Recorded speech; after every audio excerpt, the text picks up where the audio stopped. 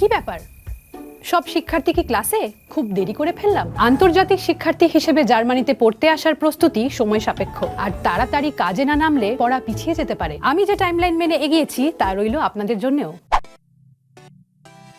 আপনার কোন কোর্স দরকার তার তালিকা করুন। দেখুন এই কোর্স পড়ার যোগ্যতা আপনার রয়েছে কিনা, সাথে সেই শহরগুলি কতটা শিক্ষার্থী বান্ধব সেটাও জানুন। বিশদে জানতে প্রাক্তন শিক্ষার্থীদের সাথে যোগাযোগ করুন। জার্মানির বেশিরভাগ পাবলিক বিশ্ববিদ্যালয়ে পড়তে টিউশন ফি লাগে না, দিতে হয় সেমেস্টার ফি, যেখানে ধরা থাকে সোশ্যাল সিকিউরিটি, ভর্তি ও স্টুডেন্ট টিকেটের খরচও।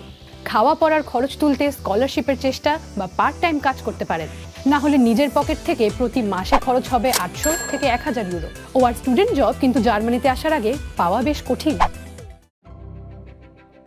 ঘাবড়াবেন না, ঠান্ডা মাথায় ভিসার নথি গোছান। অন্যদিকে ঠিকঠাকভাবে কোর্সগুলিতে আবেদন করুন। যদি আপনার দেশে জার্মান ভিসা পেতে বেশি সময় লাগে, সেক্ষেত্রে আরও আগে শুরু করতে হবে এই কাজ। ভিসা, অ্যাডমিশন, টাকা সব তৈরি, এবার বাসা খোঁজা শুরু করুন। নজর রাখুন বিভিন্ন অনলাইন গ্রুপে, কিন্তু প্রতারক হইতে সাবধান। জার্মানিতে আসার প্রথম দিনগুলি একটু কঠিন তো হবেই, কিন্তু ভয় পেলে চলবে না। প্রশ্ন থাকলে জানান মন্তব্যে।